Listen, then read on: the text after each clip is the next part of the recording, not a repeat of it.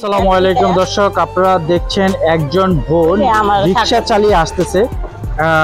সে ঢাকা শহর বিভিন্ন অলিগলিতে ঘুরে রিক্সা চালান। আমরা একটু তার সাথে কথা বলবো এবং দেখতেছি সে তার যেখানে রিক্সাটি রাখেন গ্যারেজে ঢুকতেছেন। আমরা একটু দেখি, তার সাথে কথা বলার চেষ্টা করব।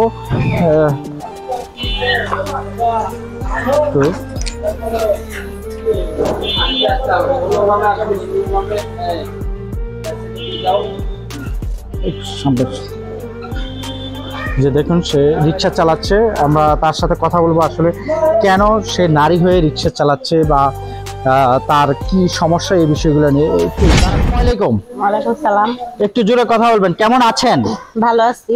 ভালো আছেন? জি। আচ্ছা, এই যে আপনার কি পায়ে কোনো সমস্যা? আমরা একটু দেখি পায়ে কি সমস্যা। প্রতিবন্ধী। প্রতিবন্ধী? আচ্ছা, পায়ে কোনো কাজ করে না। এমনি আপনার পরিবারে কে কে আছে আপনি একটু বলবেন? আমার এক ছেলে এক মেয়ে। একটু জোরে বলবেন। এক ছেলে একটা মেয়ে। এক ছেলে এক মেয়ে। ভাইয়া কি করেন? ভাইয়া চার দোকান করে। চায়ের দোকান করে। তো আচ্ছা, ছেলে মেয়েদের বয়স কত? ছেলের 11 বছর, হাফিজি পড়ে আটপাড়া। ছেলের 11 বছর আটপাড়াতে আছে এখন। হ্যাঁ, হাফিজি। আর মেয়ে? মেয়ে 6 বছর। 6 বছর। তো আচ্ছা, আপনি এই যে রিক্সা চালাচ্ছেন কেন, একটু বিষয়টা যদি আমাদেরকে একটু বলেন আর কি। আসলে রিক্সা চালাই, আগে তো আমি রিক্সা চালাইতাম না, বুঝছেন? একটু বলেন। আগে মানে মার্কেটে টাকা টাকা চায়া খাইতাম, মানুষে আজে বাজে কথা বলে, খারাপ লাগে। একটু ক্যামেরার দিকে আপনি আমাদের দিকে তাকিয়ে বলুন। হ্যাঁ, আচ্ছা, আগে মার্কেটে কেন আপনার জামাই তো চায়ের দোকান করে, এতে কি আপনাদের সংসার চলছে না? না ভাইয়া, চলে না। সংসার চলছে না? ফুডের দোকান, মনে করেন বেচা কিনা একদিন হয় একদিন হয় না, পুলিশে উঠাইয়া দেয়। এই জন্য আর কি আমার কষ্ট হয় চল। আপনার কষ্ট হয়? আচ্ছা, ছেলে মেয়ে নিয়ে চলছে। এরপরে এমনি আপনার গ্রামের বাড়ি কোথায়? আমার বাড়ি হচ্ছে পটুয়াখালী, বাউফল থানা, নমালাই নোয়ান। পটুয়াখালী, বাউফল। তাহলে এই যে আপনি প্রতিবন্ধী মানুষ, হ্যাঁ, আপনাকে ধরেন অন্য কাজ যদি করতে পারতেন, আসলে রিক্সা চালানোর ডিসিশন নিয়েছেন কেন? আপনি একটু নিচের দিকে তাকায় করে আমাদের ক্যামেরার দিকে তাকায়, হ্যাঁ বলেন। হ্যাঁ, ডিসিশন নিচ্ছি যে অন্য কাজ তো আমার পোষাইবো না, মনে করেন বেতন দেয় সপ্তাহে 500 1000। আচ্ছা। আমার তো সংসারে খরচ অনেক, এই জন্য বুঝছেন। আর রিক্সা চালাইছি, আল্লাহ তো আমার 2টা হাত দিছে, দেখি কর্ম করে অনেকে তো দেখি পাও নাই, তারাও তো খায়। তাই আমি দেখি পারি কিনা, এই জন্য রিক্সা চালানোর সিদ্ধান্ত নিলাম। রিক্সা চালাচ্ছেন কত বছর ধরে রিক্সা চালাচ্ছেন? এই প্রায় 9 মাস হইব। প্রায় 9 মাস ধরে। তো এই যে রিক্সা চালাচ্ছেন, এখন তো রাতের বেলা, হ্যাঁ, তো একজন নারী হিসাবে রিক্সা চালাচ্ছেন, তো এটা ধরেন আপনার যারা সহকর্মী আছে বা পুরুষ যারা আছে তারা আপনাকে কিভাবে দেখছে আসলে? অনেকে আমার দেখা সেলুট করে, অনেকে ভালো বলে, অনেকে আবার আজে বাজে কথা বলে। এখন ওইটির ভিতরেই আমার চলতে হবে। এখন মানুষের কথা শুনে যদি আমি ঘরে বসে থাকি, তাহলে তো আমার ছেলে মেয়ে নিয়ে আমি চলতে পারবো না, বলেন। মানুষের কথা ধরে যদি আপনি ঘরে বসে থাকেন, তাহলে ছেলে মেয়ে নিয়ে চলতে পারবেন না। সুন্দর একটি কথা বলছেন। আসলে এই যে অনেকে অনেক ধরনের, এই যে 9 মাসের আপনার অভিজ্ঞতাতে ধরেন রাস্তায় অনেক ট্রাফিক থাকে, বিভিন্ন সমস্যা থাকে, পুলিশ, তো তারা আপনাকে কোনো কি সহযোগিতা করে নাকি? যে অনেক সময় আমরা মাঝে মধ্যে দেখি যে রিক্সার ফুট উঠে রাখে বা সিট নিয়ে যায়, বা এরকম কখনো কোনো কিছুতে পড়েছেন কিনা? না, এমনি অনেক সার্জনরা আছে, গাড়ি ঢুকতে দেয় না, দাঁড়া করায়। তোমার কি সমস্যা বলো, তুমি গাড়ি চালাও কেন? তখন বলি স্যার আমি প্রতিবন্ধী, এই জন্য চালাই। তো সাইরা দেয়। অনেক আবার বলে গাড়ি এখান থেকে সরাও, ডাম্পিং করে দিব। প্রতিবন্ধী হলে কি হচ্ছে, তোমার গাড়ি আমরা ডাম্পিং করবো। তখন আমি তক্ক করি, কেন করবেন? আমি কি অন্যায় করছি? আমি তো কর্ম করে খাইতাছি। তখন আবার তারা সাইরা দেয়। আচ্ছা, প্রিয় দর্শক, আপনারা দেখুন এই যে এই বোনটি আসলে প্রতিবন্ধী, আপনারা হয়তো না দেখলে বুঝতে পারবেন না। হ্যাঁ, তো আমরা যেখানে আছি, এই যে দেখুন তার পায়ের অবস্থাগুলা, কিন্তু আসলে সে এক সময় বলছে যে মানুষের কাছ থেকে চেয়ে খাই, মানে ভিক্ষা, এক হিসেবে ভিক্ষা করে খাই। আচ্ছা, ভিক্ষা করে যখন আপনি মানুষের কাছ থেকে চেয়ে খাওয়ার ভিক্ষা করে একই কথা। হ্যাঁ, যখন মানে ধরেন আপনি চলা ভিক্ষা করতেন, তখনের চেয়ে এখন ভালো আছেন নাকি তখন ভালো ছিলেন?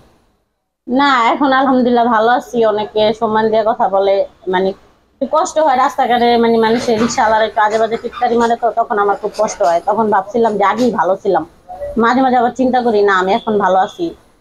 হাত পাইতে তো খাই না, 2টা হাত দিছে কর্ম করে খাই, এইটাই। আচ্ছা, এখন সন্তানকে নিয়ে আপনার স্বপ্ন কি? আমার স্বপ্ন আমার ছেলেরা একজন ভালো মাওলানা হোক, হাফেজ হোক। আমার মেয়েটার আমি একজন ভালো পড়ালেখা করে মানুষ করি, ভালো একটা জায়গায় বিয়া দেয়, এইটাই।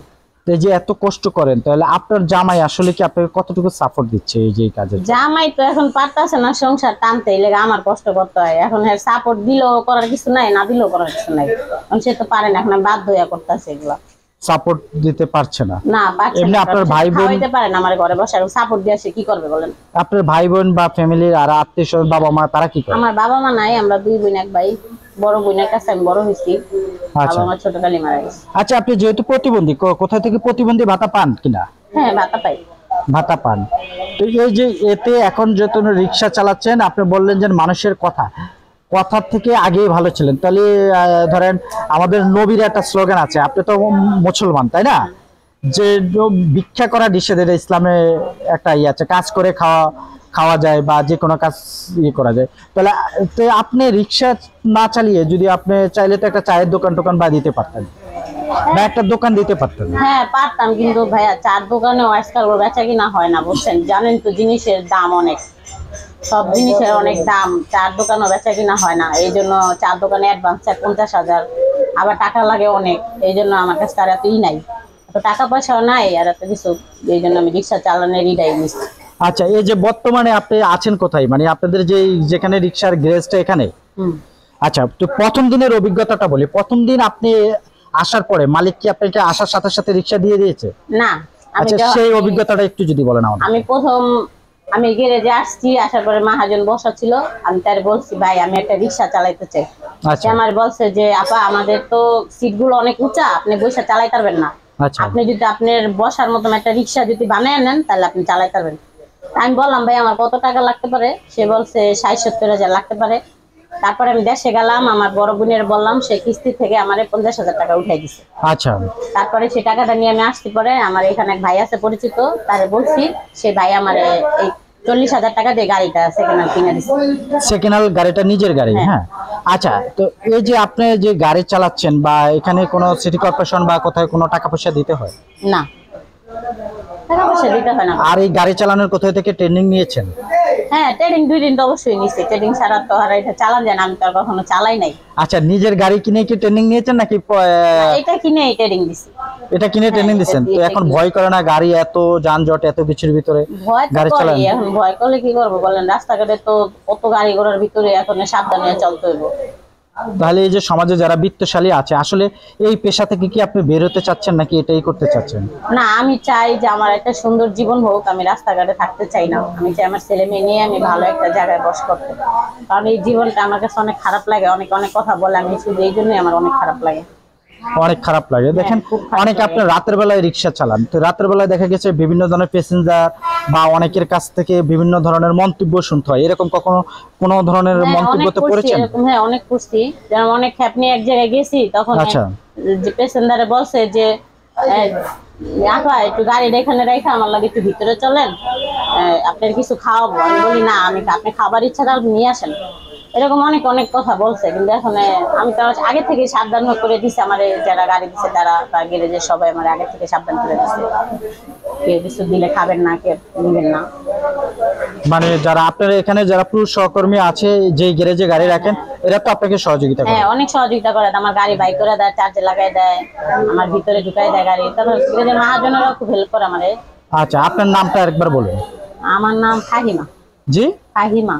পাহিমা। প্রিয় দর্শক, আপনারা দেখছেন যে প্রতিবন্ধী পাহিমা, তিনি কিন্তু হয়তো প্রথমে ভিক্ষা করতেন, তারপরে অনেক অনেক ধরনের কথা বলে এরপর থেকে তিনি ডিসিশন নিয়েছেন একটি রিক্সা কিনে রিক্সা চালাবেন, কিন্তু তিনি সেই স্বপ্ন পূরণ হয়েছে। কিন্তু এখন যে আমাদের সমাজ ব্যবস্থাটা এইরকম যে আসলে তিনি যে রিক্সা চালাচ্ছেন বা এটা হয়তো অনেকে ভালো চোখে দেখেন না, তিনি চাচ্ছেন এখান থেকে একটু মুক্তি। তো এখানে থেকে মুক্তি চাইতে হলে সমাজে যারা বিত্তশালী আছে তাদের কাছে কোনো সাহায্য সহযোগিতা চাচ্ছেন কিনা আপনি?